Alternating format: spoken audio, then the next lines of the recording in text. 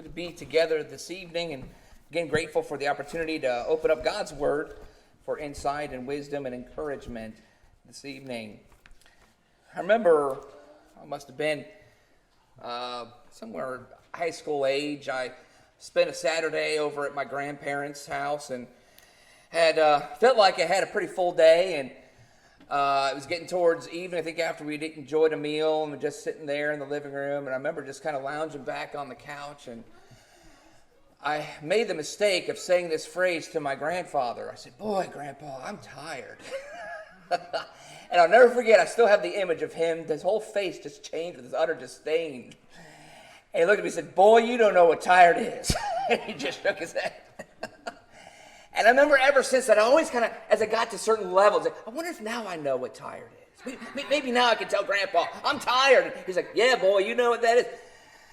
I think I have come to the point, not because I've ever experienced it, but because I've seen it. I don't know that I'll ever be able to truly know what tired is because I've never been a mother. I know what tired mothers, to a certain extent, feel and what they go through. And saying I'm tired is typically a predominant saying when it comes to motherhood. It's hard sometimes to even comprehend it or appreciate or understand it. I know from a husband's point of view, it can be frustrating, I know, at times. We're talking about different levels of tired. I know there's always different levels and different ways that we feel tired. But I began to start to appreciate it, at least from a physical standpoint, when I remember we were studying a lot of just understanding what the physical body goes through, just bringing it to life. And I remember it hit me really hard one day when we were thinking about what a mother's body does, just producing the fluids, the blood, what the body is pumping, all that extra blood for another human child developing in their womb. I never forget, they said it's the equivalent, the body at the end of the day is the equivalent of what a runner running a marathon would experience, and said they go through that for 9 months of every day at the end of the day feeling like they just ran a marathon. And then there's other levels of it that I know sometimes it's maybe hard to comprehend. I remember one day, you think, well, yeah, you're tired, but you can always get rest, right? I remember one day I felt I was tired and actually got woken up in the middle of the night where Beth wanted to let me know how frustrated it was that I could sleep. How can you sleep? And we sometimes say, well, why can't you? Can you just take a nap? Can you just rest a little bit? I'll never forget, I remember there was a neurologist actually did a study of the human brain, and he did a study between a male and a female brain. And they actually concluded they are not wired the same. They are very, very different. One noticeable difference that this neurologist pointed out was there are these endings in these neurons that are constantly pumping in a woman's brain, where the man, sometimes called the nothing box, where he can just turn things off. The man, they're actually, I forget what the term for it is, but there's actually some neurological way that the man's brain can kind of recharge itself. And just, when a mother says, "What are you thinking about?" "Nothing." And it is, because it's kind of the way the blank screen on your computer comes to recharge itself, because nothing's up there. A woman's brain is unable to do that. It is neurologically impossible for it to stop moving. Now you think about that when it talks about all the things that Mary, the mother of Jesus, was doing, all the unusual things. Remember, it says she pondered all these things in her heart. There were times when Joseph was out to work where his mind was on something else, and the mother's mind was constantly on, what is happening to my boy? Why was he missing? I still can't get over that. Where he gave us a heart attack. Well, we didn't know where he was for 3 days. Joseph, well, we just got to move on, Mary. And there's the mother pondering these things in her heart. But I think we recognize, yes, mothers go through a very unique element of tiredness, of what they go through. And thinking about that, I thought it would be maybe helpful if we could address that and find some help and encouragement. And there are 4 mothers in the scriptures that I just hope it can be an encouragement, especially when a mother is just at one of those days where they're just tired and just wonder, I don't know that I can give anything more, and I'm just at the end of what the energy I have. I recognize that many mothers certainly go through that. And I want to start in 2 Kings chapter 4. In 2 Kings chapter 4, there was a prophet's widow. This was a woman who had been, says she was married to one of the sons of the prophets. And it says that she had come into very hard times. There was perhaps a financial difficulty, and they had gone into quite a bit of debt. And the collectors had come to collect that debt, and they didn't have anything. And she's now at the point where she's worried about her sons being taken from her as payment. And it says in 2 Kings chapter 4, beginning of verse 1, it says, "Now a certain woman of the wives of the sons of the prophets cried out to Elisha and said, 'Your servant, my husband, is dead. And you know that your servant feared the Lord. And the creditor has come to take my 2 children to be his slaves.' Elisha said to her, 'What shall I do for you? Tell me, what do you have in the house?' And what she kind of responds is, 'Well, I don't have anything.'" Think of it, this is a mother that is at the end of anything she has. She is out of time. She is out of answers. She is out of energy. She can't go to work. She's spent. She's given everything she has, no doubt, to try to keep this family running. The husband isn't there. She's a widow. She's got these 2 sons she's caring for. No doubt to think about all the things she's pondering in her heart, the sleepless nights, the times when she's trying to go to bed. Is this the night the creditors are coming to take my children away? That was looming over her head. You think about this. This woman is at her wit's end. And the audacity of the preacher say, "What have you got?" She's like, "What have I got? Let me paint the picture even more bleak for you." She said, "Your maidservant has nothing in the house except a jar of oil. And there's not much you can do with that." And something amazing happens. She has come to the end of everything she knows to do. She's come to the end of all the energy she has, and she feels completely helpless. And it says in verse 3, "Then he said, 'Go borrow vessels at large for yourself from all your neighbors, even empty vessels. Do not get a few. And you shall go in and shut the door behind you and your sons, and pour out into all these vessels, and you shall set aside what is full.'" Now, I have to give this woman some credit, because one thing we do see she has faith. And we talked about that this morning. I want to kind of capitalize on what is the value of faith when you have nothing else. That's really all she has. Because she doesn't argue. At the most, she is apprehensive. She's puzzled at the question, "What do you have?" The answer paints the picture. I'm relying on you. That's why I came to you. There's something you need to do about this, because I don't have anything.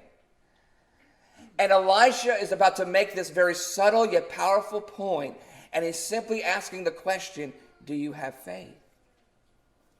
Think about this. And I want to talk about the blessing of what faith can do when you are at your very wit's end and you have nothing left. Because he basically wants her to go deeper into debt. She's supposed to go and knock on people's doors and say, "Yeah, I already owe such and such, and I only have this one jar. Do you have anything I can borrow?" She has to go out and put herself out there. In other words, to give herself to a point of faith, of total trust in God. She has no clue where this is turning out. All she knows is the prophet tells her, there is something that you have. And I want to hopefully make a very powerful point to show you what value your faith is. So I want you to exercise it just a little bit, and I'm going to ask you to push yourself out there and to empty yourself out just a little bit more. And she does. It says there in verse 4, he says, and you shall go in and shut the door behind you and your sons and pour out into all these vessels, and you shall set aside what is full. Notice verse 5, her faith, she does. She pushes herself. She pushes herself just a little bit, but it's total faith. This is not personal energy. This is not personal ability. This is nothing she has of herself physically, but it's something she's giving herself to the supernatural of what somebody else is saying they can give her. And so she does. So it says in verse 5, so she went from him and shut the door behind her and her sons, and they were bringing the vessels to her, and she poured. When the vessels were full, she said to her son, bring me another vessel. And he said to her, there is not one vessel more. And the oil stopped. Now here's the picture. She's got all these collected, these empty jars. She starts with the first one.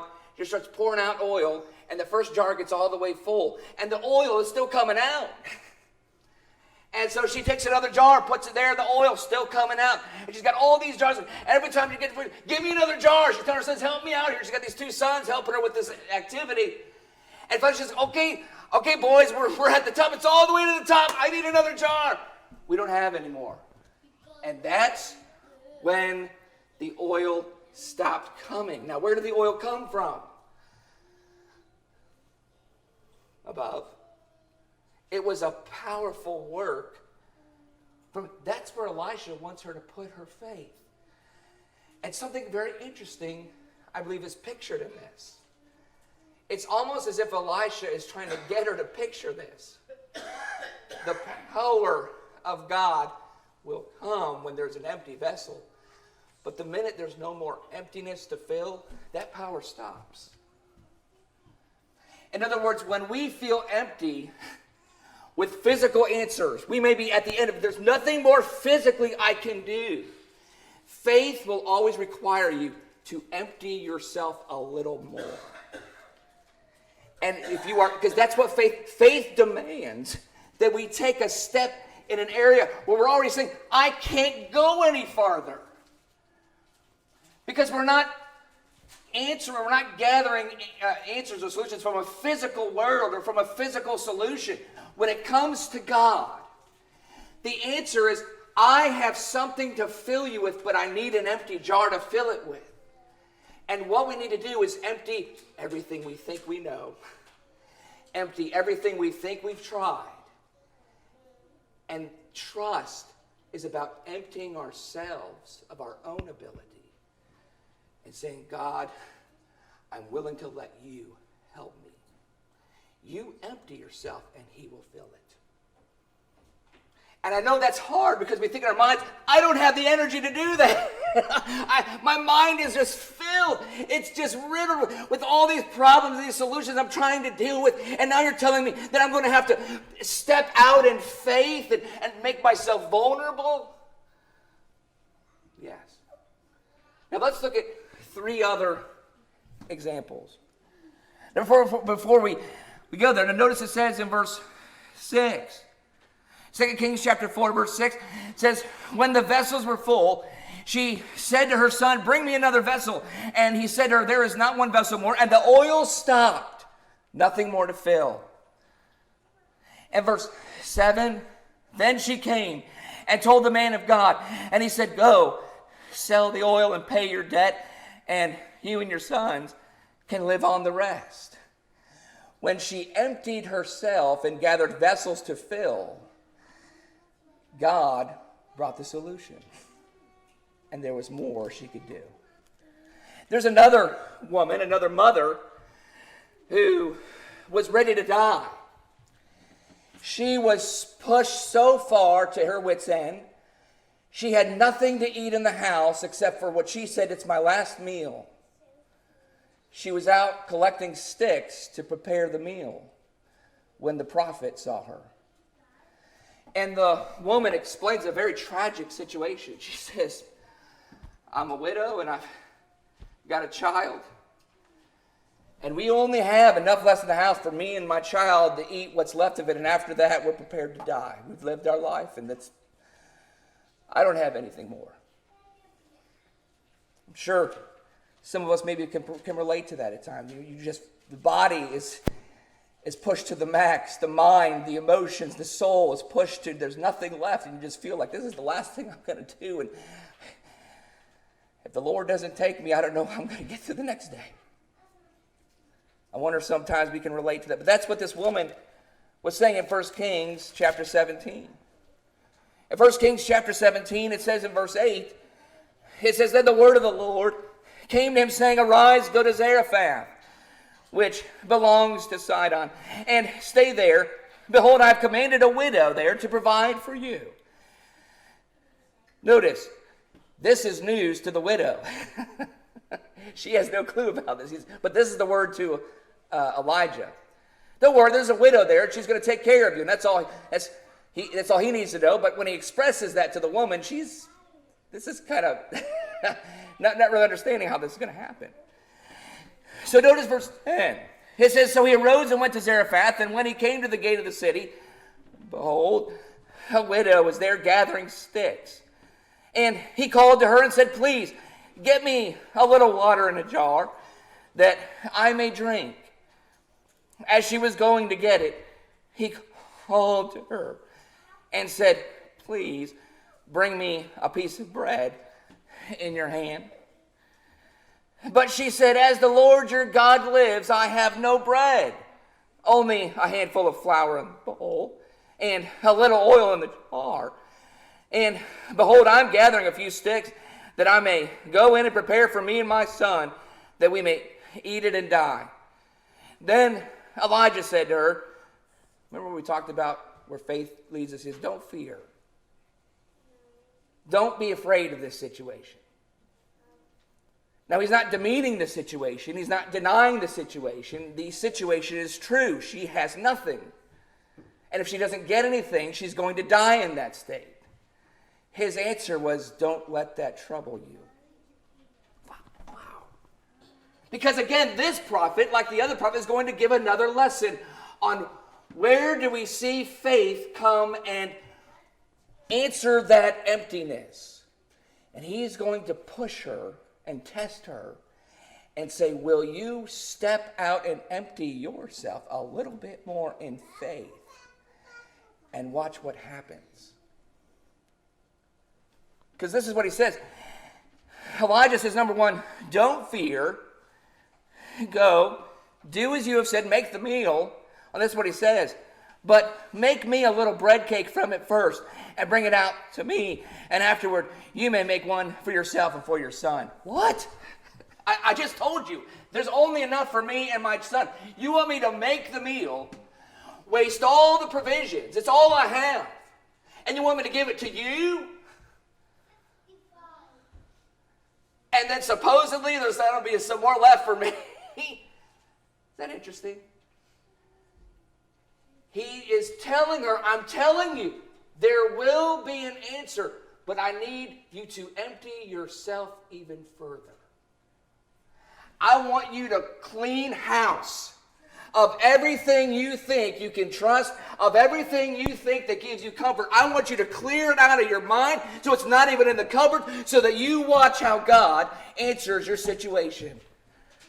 He wants to totally be vacant of anything that could help her. That's what he's doing. He's helping her by having her make the meal for him. He's actually helping her. It sounds a little selfish right off the bat. Yeah, you feed me first, and then I'll take care of you. What he's wanting her to see is what happens when every little piece of what she thinks she needs is gone. What if even what I think I have left, I don't have any more of it? Watch. Verse 13, Elijah said to her, don't be afraid. Go, do as you have said, but make me a little bread, cake from it first, and bring it out to me, and afterward you may make one for yourself and your son. For thus says the Lord, God of Israel, The bowl of flour shall not be, here's a key word, exhausted. Is that a alluring thought for a tired mother? I won't be exhausted. Does God have an answer for moments when we feel we don't have anything left? Well, two prophets are trying to make that point to two women who were widows, who were giving everything they had in their motherhood, in their service to their children, and they had nothing left. And the prophets say, God wants to fill you, but first will you empty yourself? And we'll see what God does. Faith demands we put ourselves out there first. He says, and then this is what's going to happen. I'm telling you, God is going to take care. How is he going to take care of you? The bowl of flour shall not be exhausted, nor shall the jar of oil be empty until the day that the Lord sends rain on the face of the earth. So she went. What does she have? She has faith. She relies upon faith. So she went and did according to the word of Elijah. And she and her household ate for many days. The bowl of flour was not exhausted, nor did the jar of oil become empty, according to the word of the Lord which he spoke through Elijah. So there's another principle. We start to, not only does God need empty vessels, but what do we need to use those empty vessels for? It teaches a great lesson. God does not want blessings to come to us. He wants them to flow through us. God has blessings, yes, to give to us, but they're to throw through us so that we can use them to further his cause for other things. You're willing to empty yourself, be of service? Absolutely. God's going to bring this provision because he sees a willing heart, an empty vessel, willing to serve themselves or put themselves in service to God for the purpose of his work and his kingdom. And God blessed her. God blessed her. In verse 15 it says, so she went and did according to the word of Elijah, and he and her household ate for many days. The bowl of flour was not exhausted, nor did the jar of oil become empty, according to the word of the Lord, which he spoke through Elijah. So this other mother learns a valuable lesson, that when we feel like everything we have is gone, we have a valuable commodity if we have faith. And if we have faith to say, Lord, I am willing to put myself in your service, and he will gladly fill the empty vessel. In the condition that we've already said, I vow, I will use provisions, I will use blessings to be a blessing to others. And he'll take care of it. He'll take care of it. See, another mother is Naomi. Naomi, she came to the point where she felt she was over and done, and there was no more left to her story. Very sad commentary on her life that she gives out of her own mouth. It's at the end of Ruth chapter 1. Read Ruth chapter 1. We get to the end of the chapter like, well, boy, this is going to be a short book, and it's going to be a depressing one. Because basically she sums up her life and she says, I came here full and I'm leaving empty, and the Lord has brought his hand against me and I am cursed. She had a husband. She had 2 sons. But there wasn't anything to eat. There was a famine, and so they go to Moab. And in Moab, things started looking up. They had bread to eat. They found wives for the 2 sons. But before any children could be born, she lost all those men. Lost her husband, lost her 2 sons.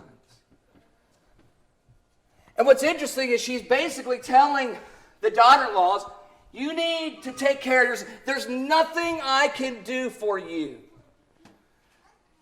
She's worried about their condition. She's saying, you are young women.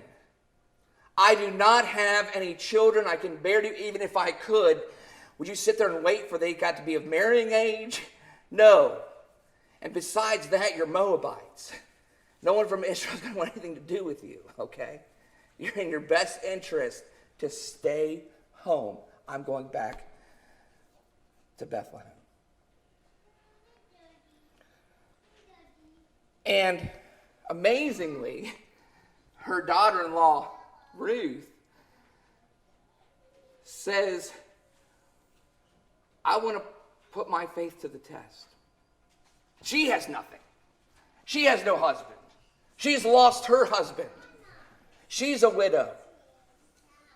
And says, I will willfully empty myself further of future prospects, of a prosperous life in Moab. I will willfully put myself out there because I want to be of service to you. My God will be your God. Your God's going to be my God. Your people, my people. I'm not leaving you. Where you die, that's where I will be buried. Amazing faith. Here's Naomi, a woman who grew up being taught the faith of the God of Israel. And she is desperate and she's distraught and she feels there's nothing more that God can't even give anything to me is what her mind is made up. God's hand is against me, and if you want to hang out with me, you're going to be cursed as well. And something about Ruth has this amazing trust. And we're going to see, did it pay off? How did that pay off for Ruth? To empty herself willingly. Well, that's the whole book of Ruth right there. That's the rest of the story, is God filling her empty vessel. She's out there as a poor widow just picking up scraps to live on for her and her mother-in-law. And it just so happens Boaz sees her. Rich, prosperous, very well-to-do man. And he takes a liking to Ruth because of her faith. He is inspired by her faith. I've heard of you. I heard how you've emptied yourself. You've left all the things of your comforts that could be any of use to you solely for the purpose that you want to be of service to somebody else. We're going to fill that vessel. I want you to know, I don't want you going anywhere else. You better stay in this field because we want to bless you and your mother-in-law. And not only does Boaz take Ruth to be his wife, but it was a blessing to Naomi. Naomi then learns a valuable lesson. What happens when you're down to your very last thing and you don't have anything left? Is there anything she learns a lesson from Ruth. Yes, faith. But you first better be willing to empty yourself to put that faith to use. Because read what she says. Turn over to Ruth. Ruth chapter 4. Here's how the story turns out. Ruth chapter 4, beginning in verse 13, it says, So Boaz took Ruth, and she became his wife, and he went into her, and the Lord enabled her to conceive, and she gave birth to a son. Then the women said to Naomi, Blessed is the Lord who has not left you without a redeemer today. And may his name become famous in Israel. May he also be to you a restorer of life and a sustainer of your old age. For your daughter-in-law, who loves you and is better to you than 7 sons, has given birth to him. They praised her but she didn't have any more jars with anything in it. She offered one more empty one and said, I'll let God fill this one. And here's what Naomi said. Previously begins the book, says, I've got nothing left. I'm cursed. Listen to what she says. Verse 16, Naomi took the child and laid him in her lap and became his nurse. And the neighbor women gave him a name, saying, Oh, a son has been born to Naomi. Oh, how she was so blessed. So they named him Obed. And he is the father of Jesse, the father of David. What a blessing. Has her name forever etched and recorded in the lineage of the Messiah. who wants to fill all of our empty vessels. And one more woman who was not a mother, but became a mother. Because it says the Lord saw her and visited her, because she said in her distress and her anguish, she was willing to give herself and devote herself in faith. And the Lord seemed to want to bless her because of this.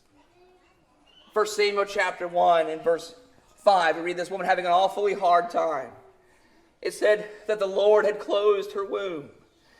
And it says that her rival, however, would provoke her bitterly and irritate her because the Lord had closed her womb. And it happened year after year, as often as she went up to the house of the Lord, she would provoke her so she wept and would not eat. It would seem that she would be one that you would suspect, well, I've just given up. I don't have anything. She can't eat. She's full of tears and crying because there is no relief for her. But she does what we see several of these other women do, that they were motivated by prophets to do, and that was to empty herself in an act of faith. And she does. She does not rely on herself. She doesn't rely on any individuals around her. She decides, I'm going all in, and I'm going to pour out my soul to the Lord, and I'm going to devote myself, and if he blesses me with this child, I'm going to devote him to you as well. I'm going to give everything that I don't have. Even what I don't have, I'm giving it to you. That's the level of commitment Ruth or Hannah is going in. And notice what it says in 1 Samuel chapter 1. It says there in verse 12, now it came about as she continued praying before the Lord. Yes, she's been praying. We back up to verse 9. That's what she decided to do. It says, Hannah, verse 9, rose after eating and drinking in Shiloh. Now Eli the priest was sitting on the seat by the doorpost of the temple of the Lord. She, greatly distressed, prayed to the Lord and wept bitterly. And what does she do? She holds out an empty vessel. And the only thing she has in it is faith. She knows there's nothing she can do. There's nothing she can do to change it. There's nothing no one else can do to change it. But she says, I have an empty vessel, and it's faith. There's nothing in it at the moment. But I'm going to put that empty vessel out, and I'm going to ask God to do the filling. And she prays to the Lord in verse 11. She made a vow and said, O Lord of hosts, if you will indeed look on the affliction of your maidservant and remember me, and not forget your maidservant, but will give your maidservant a son, then I will give him to the Lord all the days of his life, and a razor shall never come on his head. In other words, I don't want the blessings to come to me. I want them to go through me.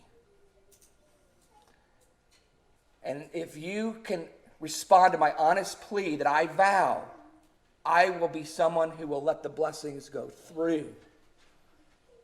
And I will make sure others are blessed by having this son.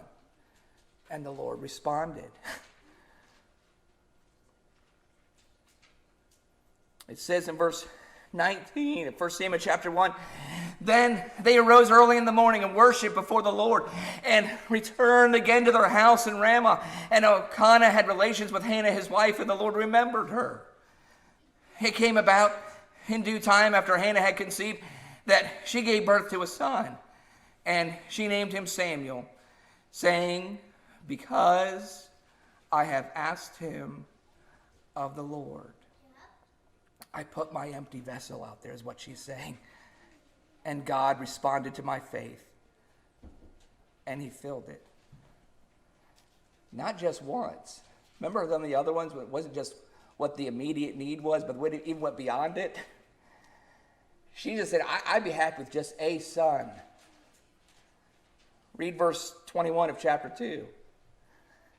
Because she decided to be a blessing to others because of the blessing she received, this is what God did.